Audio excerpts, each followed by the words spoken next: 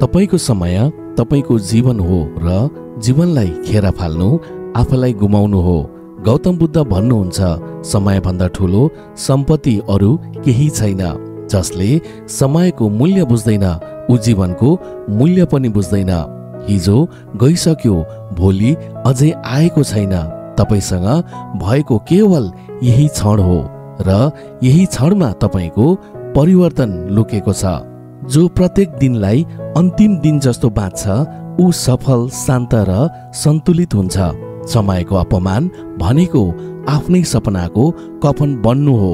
यदि तपाईँ अझै पनि यो अमूल्य समय खेर फालिराख्नु भएको छ भने आजै एउटा निर्णय लिनुहोस्।